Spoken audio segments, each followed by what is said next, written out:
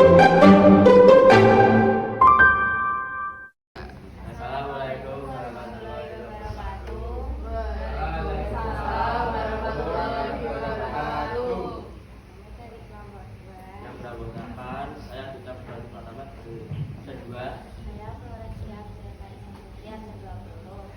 Jadi di sini kami akan menjelaskan tentang pahlawan Patimura. Patimura memiliki nama asli Thomas Mapulesi. Lahir di Saparua, Maluku pada 8 Juni 1783. Patimura sejak muda memiliki jiwa keberanian dan tekad kepemimpinan yang luar biasa. Kita benar-benar mulai menindas rakyat Maluku. Patimura menjadi salah satu tokoh yang berani banget. Beliau membangkitkan semangat juang rakyat Maluku dan memimpin pasukan untuk melawan Belanda. Aksinya ini membuat Patimura dikenal di kalangan rakyat Maluku dan membuat Belanda yang terancam. Pada tahun 1817, perjuangan Patimura mencapai puncaknya. Ia memimpin pasukan Maluku untuk merebut benteng Belanda di Saparua. Dengan strateginya yang cerdik, Patimura berhasil merebut benteng tersebut dan membuat Belanda merasa terangkan. Namun keberhasilannya itu tidak berlangsung lama. Bukan tentara lebih untuk menaklukkan rakyat Maluku, tetapi Patimura tetap memotivasi rakyat Maluku untuk tetap menyerang dan memperjuangkan kemerdekaan Indonesia. Namun pada 16 Desember 1817, Patimura tertangkap dan langsung dieksekusi mati oleh tentara Belanda. Namun semangat juang kemerdekaan rakyat Maluku tidak padam sampai di situ dan terus melanjutkan perjuangannya. Nama Patimura dikenal di rakyat Maluku berkat keberaniannya dan kegigihannya untuk memperjuangkan kemerdekaan Indonesia dan mendapatkan simbol dari rakyat Maluku sebagai keberanian dan patriotisme. Terus namanya ini juga dikenang di berbagai monumen di Indonesia dan namanya juga digunakan sebagai nama jalan dan nama monumen di seluruh Indonesia. Patimura tidak terkenal di Maluku saja, tetapi juga terkenal di wilayah Indonesia berkat keberaniannya memperjuangkan kemerdekaan Indonesia. Warisan perjuangannya tidak akan habis begitu saja di sejarah perjuangan kemerdekaan Indonesia. Patimura merupakan tokoh pahlawan yang berasal dari Maluku dan dijuluki sebagai Alun-Jata dari Timur.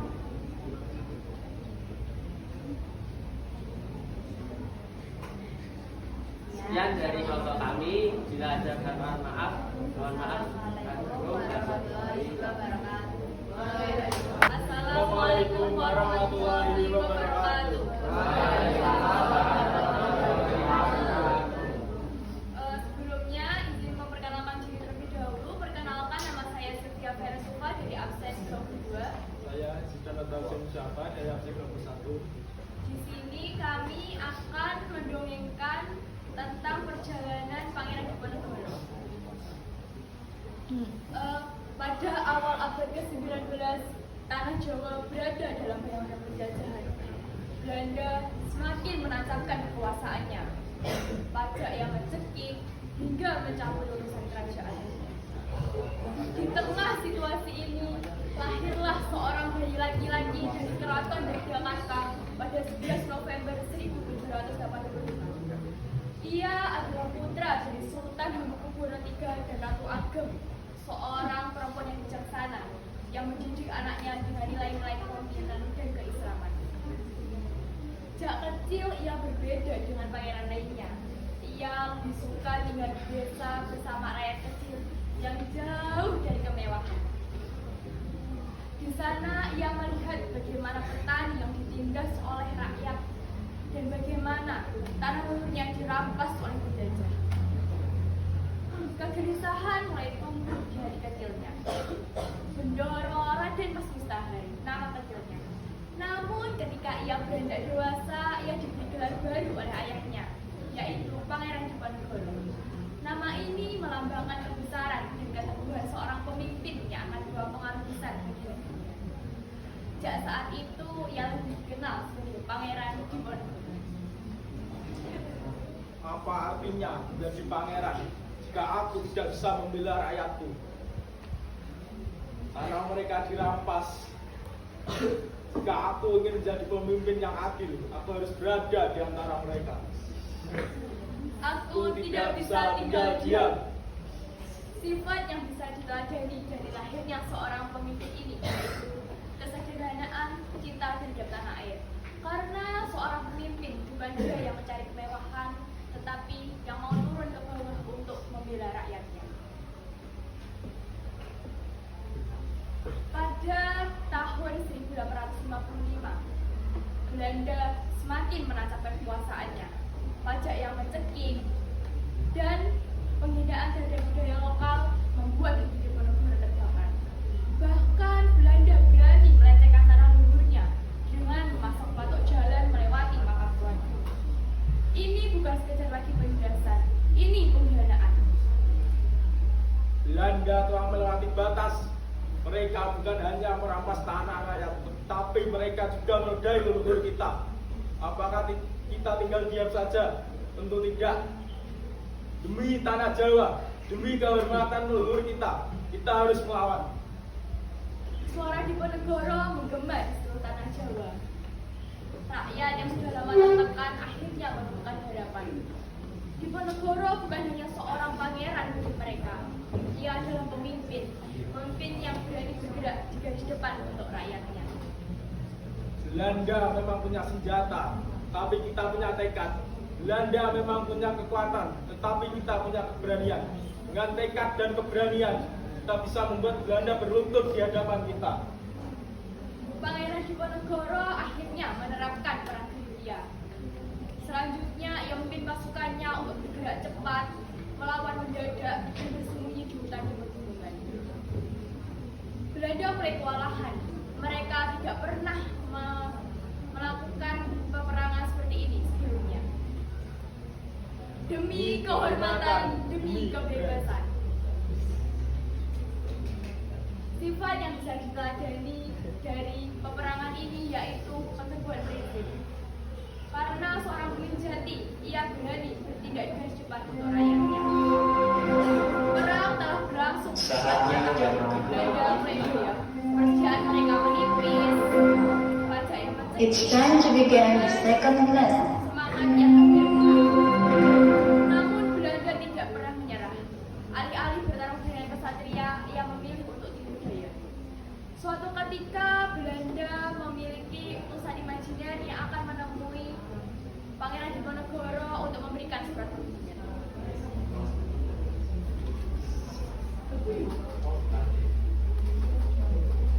Kami, pemerintah Hindia Belanda, mengakui perjuangan Anda dan menginginkan perdamaian.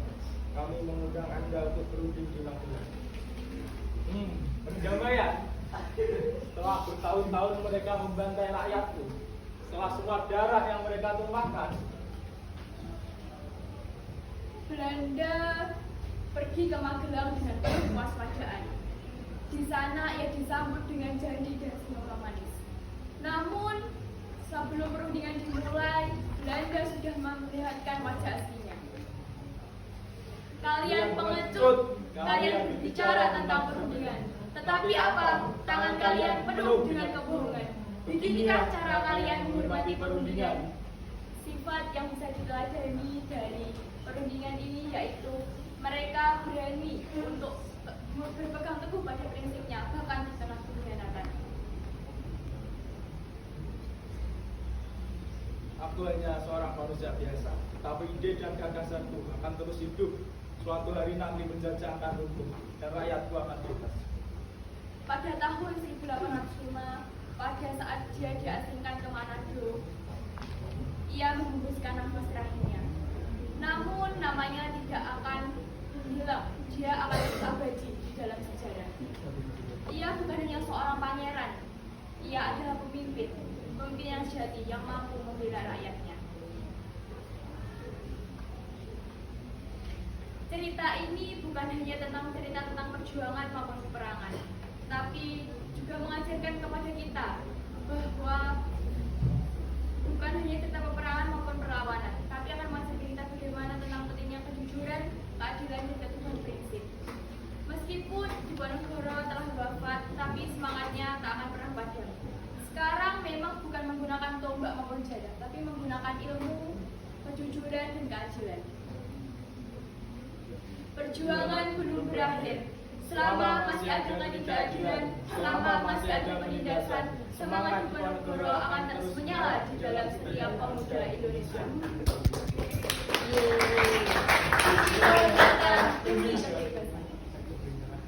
Sekian presentasi cerita dongeng dari kita. Terima kasih. Mohon maaf bila ada kesalahan. Wassalamualaikum warahmatullahi wabarakatuh. Assalamualaikum warahmatullahi wabarakatuh. Perkenalkan, nama saya Maura Fadila Kasmiara dari absen 28. Saya Edwin Indrata dari absen 14. Di sini kami akan menceritakan kisah tentang Sultan Hasanuddin. Di tanah Makassar yang megah, lahirlah seorang pemuda hebat bernama Malombasi Muhammad Bakir Daeng Matawangkaraeng Bontong Manggar. Namun, dunia lebih mengenal sebagai Sultan Hasanuddin. Ia sejak kecil dikenal cerdas, pemberani, dan memiliki jiwa kepemimpinan. Namun,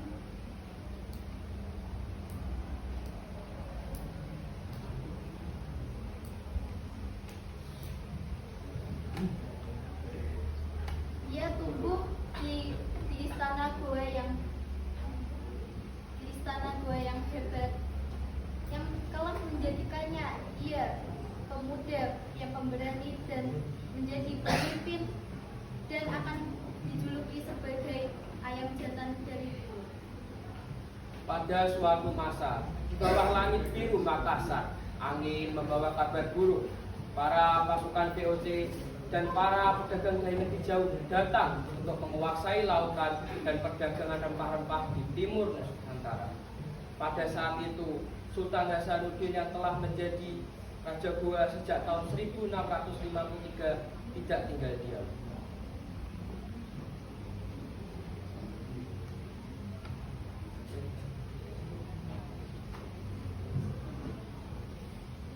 Tanah kita bukan untuk dipermainkan. Darah kita bukan untuk diperjualbelikan. Tanah kita bukan untuk dijajah. Seru Hasanuddin kepada rakyatnya. Mulai dari itu, Sultan Hasanuddin mengumpulkan para pejuang, menyusun strategi dan bersiap menghadapi serangan. Perang pun pecah. Para pasukan Gua Talu bertempur dengan gagah berani melawan pasukan VOC dan sekutu-sekutunya. Di bawah sinar bulan, Sultan Hasanuddin melihat di atas bukit. Sultan Hasanuddin melihat musuh-musuhnya berlabuh memakai kapal. Mereka datang dengan kekuatan besar, tapi semangat kita lebih besar. Berkali-kali pasukan VOC menyerang, berkali-kali pula Gua Talu membalas. Namun VOC sangat licik. Para pasukan VOC menggunakan tipu muslihat untuk mengelabui para pasukan Gua Talu, membuat pasukan Gua Talu semakin terdesak. Setelah bertahun-tahun berperang,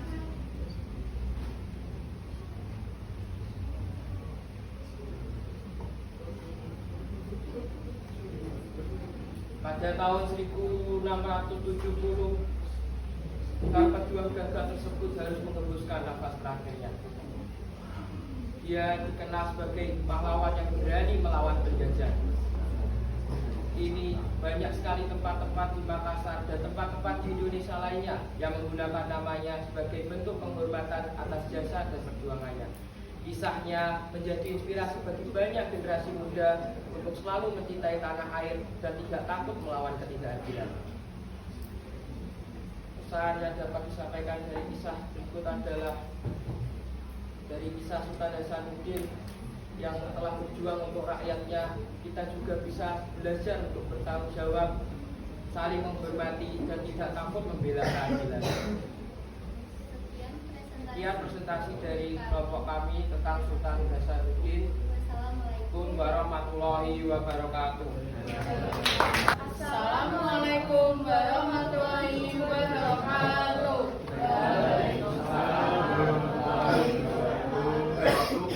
Perkenalkan, saya Sylvia Aiwandari dari absen 33.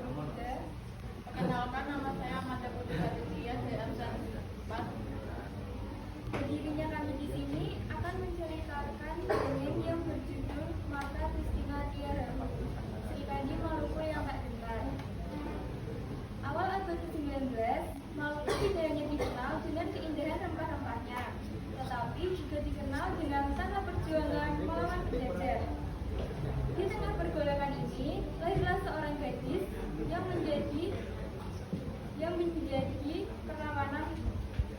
menjadi simbol perlawanan Maluku. Ia bernama Martha Christina Tiahahu, putri dari Kapten Paulus Tiahahu. Sejak kecil, Martha berada di lingkungan perjuangan. Martha mendengar dan menyaksikan bagaimana rakyatnya berjuang dan mempertahankan tanah mereka dari tangan penjajah.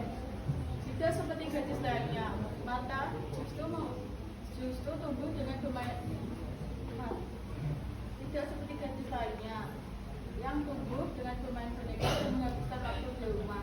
Martha justru memilih jalan yang berbeda, yaitu selain berada di medan pertempuran dan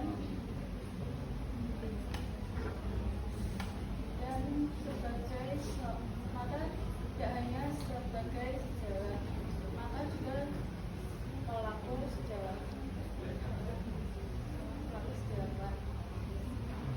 Ayah, aku tidak ingin hanya menonton. Aku ingin berjuang. Aku ingin bertempur melawan para penjajah seperti para pejuang lainnya.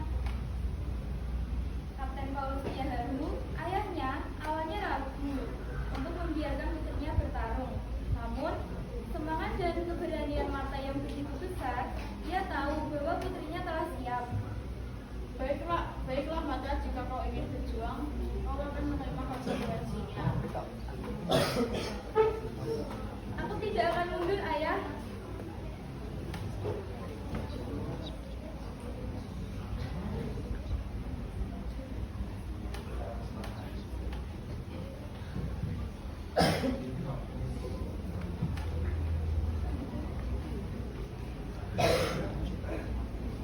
Aku akan terus berjuang demi Maluku. Ketika amunisi mulai habis, Martha tidak gentar. Ia melempar batu menggunakan tombak. Kita tidak akan mundur, bertarunglah sampai titik darah penghabisan. Namun setelah pertempuran mulai sengit, Martha dan ayahnya dieksekusi. Akan tetapi, Martha yang memiliki